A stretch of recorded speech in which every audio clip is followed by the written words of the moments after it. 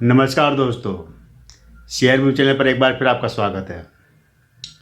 दोस्तों, आज मैं आपके लिए विकास लाइफ केयर का शेयर लेकर आया हूँ। मेरे एक व्यूअर ने काफ़ी समय से इसकी जानकारी मांग रहे हैं। जो कुछ जानकारी मुझे मिली है वही जानकारी मैं आपको बता रहा हूँ। मैं इसके शेयर में अगर आपने इन्वेस्ट किया हुआ है तो आपको क्या करना चाहिए, होल्ड रखना चाहिए या निकल जाना चाहिए या नया इन्वेस्टमेंट करना चाहिए, सारी जानकारी आपको इस वीडियो को पूरा देखेंगे तो मिल जाएगी। आधा अधूरा देखोगे शायद आपको पूरा पता नहीं चलेगा कंपनी में क्या हुआ है और क्या होने जा रहा है। तो डॉक्टर एस के धवन इसके मालिक है और 4-5 और इनके डायरेक्टर इसी कंपनी में हैं। 1995 में कंपनी स्थापित हुई थी। पहले इसका नाम था विकास मल्टीकॉर्प लिमिटेड। इसके पहले एक और नाम था, मूनलाइट करके नाम था इसको, और उसके पहले एक और नाम था। 3-4 बार इसके नाम बदल चुके हैं, लेकिन फाइनली अभी जो इसका नाम है विकास लाइफ केयर। थोड़ा सा इसका डेटा बता देता हूँ कि करीब 950 करोड़ का इसका मार्केट कैप है और जो अभी लेटेस्ट रेवेन्यू आया है वो 116 करोड़ का आया है और पिछला रेवेन्यू 108 करोड़ का था। उसके पहले 98 करोड़ का था। मतलब रेवेन्यू साल से साल इनका रेवेन्यू बढ़ रहा है, क्वार्टर दर क्वार्टर भी बढ़ रहा कह सकते हैं। कंपनी ने करीब 7 करोड़ रुपये का प्रॉफिट भी कमाया हुआ है। इसके जो अगर शेयर की प्राइस देखेंगे तो अभी आपको 6 रुपये 80 पैसे 90 पैसे में शेयर ट्रेड कर रहा है आज की तारीख में। कुछ दिन पहले 7 रुपये के ऊपर भी निकला था। इसका अगर लो देखे जाए तो 70 पैसे का लो भी रहा है इस कंपनी का। इस कंपनी ने अभी तक अपने शेयर धारकों को डिविडेंड तो जरूर दिया है लेकिन बोनस नहीं दिया है। शेयर स्प्लिट हुआ है, अब इसकी फेस वैल्यू 1 रुपये है।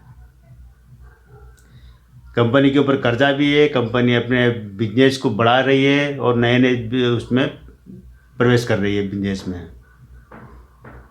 तभी ये चर्चा में इसलिए है कि इस कंपनी ने अभी करीब 100 करोड़ रुपये जो जुटाने की, QIP जो होते हैं इन्वेस्टर, बड़े बड़े जो म्यूचुअल फंड होते हैं, इंश्योरेंस कंपनी होती है, बैंक होते हैं, फाइनेंशियल इंस्टीट्यूट होते हैं या जैसे ब्रोकर वगैरह, तो उनसे मतलब एक जो करीब 100 करोड़ रुपये जुटाने की इन्होंने प्लानिंग पेश की है, उसको मंजूरी भी मिल गई है।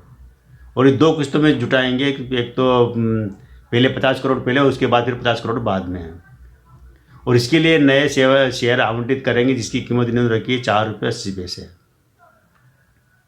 यहीं से आपको पूरी कहानी समझ में आएगी कि ये शेयर कितना नीचे गिर सकता है या गिरेगा कि नहीं, या ऊपर जाएगा तो कितना जाएगा। हमको दोनों चीज़ पे ध्यान रखना जरूरी है कि कहीं ऐसा नहीं को वापस 70 रुपये से पहुंच जाए, या कहीं ऐसा नहीं हो कि ये 20-25 रुपये पर भी निकल जाए। दोनों चीज़ हो सकती है। लेकिन इसमें मैं आपको बताऊँ कि ये जो 4 रुपये 80 पैसे में जो इन्होंने दिया है, 6.5 रुपये 6 रुपये 80 पैसे का शेयर 4 रुपये 80 पैसे में इन्होंने दिया है, जो QIP इन्वेस्टर को दिया है, और उससे पैसा जुटाएंगे। इसके पहले भी एक बार राइट्स इशू लेकर आए थे 2021 में, तब भी इन्होंने मतलब करीब 2 रुपये प्राइस में शेयर दिए थे और 50 करोड़ रुपये जुटाए थे। कंपनी को लगातार फंड जुटा रही है। इसकी वजह ये है कि कंपनी नए सेगमेंट में प्रवेश कर रही है। कंपनी का जो काम क्या है कि कंपनी केमिकल बनाती है और इसके अलावा जो कृषि में काम आने वाले उपकरण बनाती है, गैस के स्मार्ट मीटर बनाती है, और कृषि में जो काम में आने वाले जो अलग अलग केमिकल होते हैं, पेस्टिसाइड वगैरह, वो बनाती है। इनके केमिकल ये ज़्यादातर कह सकते हैं कि एक जो थोक में व्यापार करते हैं, B2B टाइप का मार्केट है इनका। मतलब ये कि ये जो चीज़ बनाते हैं कंपनी को देते हैं या बड़े बड़े होलसेलर को इनको देते हैं, जिसको B2B मार्केट कहा जाता है। कि एक किसी कंपनी ने अगर मांगा कि हमें 1000 लीटर केमिकल चाहिए तो उनको 1000 लीटर केमिकल देंगे। इसी तरह जो भी काम करती है डीलर को इनको सप्लाई करती है कंपनी काफ़ी अच्छी, कई अलग अलग उसमें ये बटी हुई है। डाइवर्सिफाइड बिजनेस है इनका। तभी कुछ दिन पहले क्या इन्होंने एक और खरीदी कंपनी MSR करके, MSR टेक्सटाइल। वो कंपनी काम करती है रेडीमेड गारमेंट बनाने काम करती है, टावल तौलिया वगैरह तमाम तरह की जो गारमेंट टेक्सटाइल का बिजनेस करती है। उस कंपनी को इन्होंने खरीदा हुआ है। खरीदे के बाद ये क्या करना चाह रहे हैं कि अब B2C मार्केट में प्रवेश करेंगे। B2C मार्केट मतलब डायरेक्ट कंज्यूमर, मतलब एक तो मतलब खुद उत्पादन करना और दूसरी कंपनी को बेचना या डीलर को बेचना। एक ही होता है कि हमने जो प्रोडक्ट बनाया हम सीधे कस्टमर से डील करेंगे, कस्टमर को देंगे, चाहे ऑनलाइन के थ्रू दे या चाहे अपने स्टोर खोल के। तो हो सकता है कि ये अपने कुछ नए नए शोरूम खोलेंगे, डिपार्टमेंटल स्टोर खोलेंगे और वहाँ से अपना सामान डायरेक्ट कस्टमर को देंगे। B2C मार्केट जिसको कहा जाता है। तो अब इसके लिए पैसा चाहिए इनको, तो पैसा चाहिए, तो पैसे जुटाने के लिए ये कंपनी काम कर रही है। अब जो अलग अलग जो इंस्टीट्यूट है वहाँ से पैसा जुटा रही है और 100 करोड़ रुपये जुटाएंगे। कि नहीं, मतलब कंपनी अच्छी है, कंपनी का अब एक नए तरीके का बिजनेस आपको देखने को मिलेगा जो कि अब तक कंपनी नहीं कर रही थी, लेकिन अब कंपनी के एक जो गारमेंट सेक्टर में प्रवेश कर रही है, टेक्सटाइल्स इसमें प्रवेश कर रही है। इसके अलावा एफएमसीजी में प्रवेश करने की भी इनकी प्लानिंग है, एफएमसीजी मार्केट में प्रवेश करेंगे। मतलब सीधे सीधे कह सकते हैं कि अब ये आप कस्टमर से जुड़ेंगे और कस्टमर से मतलब देश भर में अब इनके बड़े बड़े शहरों में, अभी ये कंपनी दिल्ली से काम कर रही है, दिल्ली में इनका पंजाबी बाग इलाके में इनका कार्यालय है और वहीं से मतलब इनका बिजनेस चलता है। लेकिन अभी हो सकता है कि आपको आने वाले दिनों में अलग अलग सिटी में इनके विकास लाइफ के नाम से आपको शोरूम देखने को मिल जाए, टाइम लगेगा उसका। अब हम बात करते हैं कि इसकी जो शेयर की जो प्राइस है 6.70-80 है, तो क्या है शेयर अब कितना गिर सकता है। तो ये बात ध्यान रखिए कि इन्होंने जो पैसा जुटाया है 100 करोड़ रुपये जुटाने की जो प्लानिंग है, और जिसमें ये 4.80 में जो शेयर आवंटित कर रही है जो बड़े बड़े QIP इन्वेस्टर उनको, तब कंपनी की जिम्मेदारी बन जाती है कि इस शेयर को इस 4.80 से नीचे नहीं गिरने देना। कहने का मतलब ये कह सकते हैं कि अब ये शेयर 5 रुपये के नीचे नहीं जाएगा। अगर जाता भी है तो वहाँ पर कंपनी संकट में आ जाएगी। संकट में इसलिए आ जाएगी कि जो लोग इनको पैसा दे रहे हैं, 100 करोड़ रुपये दे रहे हैं, 50 करोड़ रुपये दे रहे हैं, जो 4.80 के आधार पर शेयर के रेट के आधार पर दे रहे हैं इक्विटी के ऊपर, अगर उससे ज़्यादा अगर नीचे गिरता है, 4.80 से नीचे गिरता है, तो ये मान के चलिए कि वो लोग क्या करेंगे कि सारा जो माल है, जो सारा शेयर इनको थमा देंगे वापस और अपना पैसा वापस ले लेंगे ब्याज सहित। तो जो पैसा है वो, इसलिए कंपनी की जिम्मेदारी बन गई कि अब इस शेयर को 4.80 से नीचे नहीं गिरने देना है।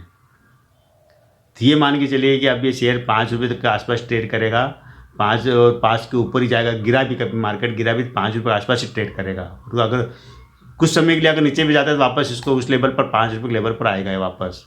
अब ये 70 पैसे या 50 पैसे या 1 रुपये पर जाने वाला नहीं है, ये जरूर ध्यान रखना कि कंपनी अब नए बिजनेस में जा रहे हैं, नए नए बिजनेस में ट्राई कर रही है, कोशिश कर रही है और प्लानिंग भी अच्छी है इनकी। तो उससे आपको लगता है कि बिजनेस और आगे बढ़ेगा। इनके जो केमिकल का बिजनेस है, जो कि कई पेपर इंडस्ट्री में काम आता है, टेक्सटाइल इंडस्ट्री में काम आता है, ड्रिंकिंग वाटर उसमें काम आता है। इसके अलावा जो कृषि में केमिकल वगैरह बनाते हैं, उनके उपकरण बनाते हैं, वो उसमें काम आते हैं। गैस के में जो स्मार्ट मीटर वगैरह बनाते हैं, वो चीज़ें हो सकता है आने वाले दिनों में कुछ पावर सेक्टर में भी काम करने लग जाए। मतलब अलग अलग जो नए ज़माने के जो बिजनेस है उसमें उससे अपने आप को जोड़ेंगे। अब रही बात ये शेयर ऊपर जाने की बात कि ऊपर कहाँ तक जा सकता है, तो देखिए कि कभी क्या होता है कि जब बड़े इन्वेस्टर तभी किसी कंपनी में पैसा डालते हैं जब वहाँ पर कुछ अच्छा उनको लगता है कि अच्छा होने वाला है। कि मतलब आज जैसे आप अगर शेयर खरीदते हो तो ये सोच कर खरीदते हो ना कि पैसा बढ़ेगा। तो बड़े इन्वेस्टर जो करोड़ों रुपए डाल रहे हैं वो भी सोच के बैठे है कि उनके सामने की कंपनी है कि बिजनेस मॉडल अच्छा है, कंपनी ग्रो कर रही है, ये क्वार्टर टू क्वार्टर मतलब ईयर टू ईयर कंपनी आगे बढ़ रही है, कंपनी का जो प्लानिंग है वो भी बढ़िया है। तो वहाँ पर क्या होता है कि ये शेयर अब आगे बढ़ सकता है। यहाँ से ये जो 6-7 रुपये आपको 6.80 रेट देखने मिल रहा है, यहाँ से हो सकता है कि 10-12 तक 15 तक भी जा सकता है। ये भी कह सकते हैं कि 50 रुपये तक भी जाए तो कोई आश्चर्य नहीं, लेकिन उसके लिए थोड़ा सा टाइम लगेगा, 2-3 साल लग सकते हैं, आपको वेट करना पड़ेगा कि 50 रुपये तक भी टच कर जाए। कई कंपनी ऐसी होती है कि जो कि अगर आप अपने बिजनेस में एक नया एंट्री लाती है, नया काम करती है, नई तरह की टेक्नोलॉजी लाती है, तो वहाँ उनके शेयर में इन्वेस्टर भी आते हैं, और जब एक बार बड़े इन्वेस्टर आते हैं तो वहाँ पर शेयर भागता है। दोनों चीज़ हो सकती है। मैंने कहा ना कि गिरेगा 5 रुपये से नहीं गिरेगा और ऊपर जाते 50 रुपये तक भी जा सकता है, टाइम लगेगा पर इसके लिए। और 5 रुपये से नीचे गिरता है, 4 रुपये तक जाता है, 3 रुपये तक जाता है, तो वहाँ कंपनी के ऊपर संकट में आ जाएगी कंपनी, और आपका जो इन्वेस्ट करा है वो भी, आपका इन्वेस्टमेंट भी संकट में आ जाएगा। तो ये जरूर ध्यान रखना, 2 लेवल जरूर ध्यान रखना। तो लेवल ध्यान रखना 5 रुपये का, दूसरा इसका नीचे का लेवल है 4.80 का। 4.80 से नीचे अगर जाता है तो आपको संभलने की ज़रूरत है। और ये ऊपर तक तो मैंने बता दिया आपको ऊपर कहाँ तक जा सकता है। आप प्रॉफिट में आए तो प्रॉफिट बुक कर सकते हैं। आप नया ऐड करने की अगर आप सोच रहे हैं कि नया इस पर इन्वेस्टमेंट करें, तो आप अगर 6 रुपये के ये थोड़ा सा डाउन में मिले, अगर 5.5-6 रुपये मिले या 5 रुपये तक मिले, तब आप इसमें एंट्री कर सकते हैं। अभी भी कर सकते हैं, लेकिन मेरी तरफ से कोई फोर्स नहीं है, मैं केवल कंपनी की जानकारी दी, कंपनी क्या है और कैसा इनका बिजनेस है। ठीक है दोस्तों, उम्मीद है कि आपकी जो जानना चाहते थे मेरे जो व्यूअर जानना चाहते थे कंपनी के बारे में, तो आप शायद हो सकता है उन्होंने शेयर रखे हो होल्डर, तो उनको होल्ड रखना चाहिए या नहीं है वो आप क्लियर हो चुका होगा। कल फिर मिलता है मैं एक नए वीडियो के साथ में, नई जानकारी के साथ में। तब तक मेरे इस चैनल पर बने रहिए और मेरे इस लाइक कीजिए, शेयर कीजिए, सब्सक्राइब कीजिए और बेल आइकन पे जाकर आप उंगली दबा दीजिए, ताकि आपको अगले वाले आने वाले सभी जो वीडियो है उनके नोटिफिकेशन मिलते रहें। थैंक यू दोस्तों।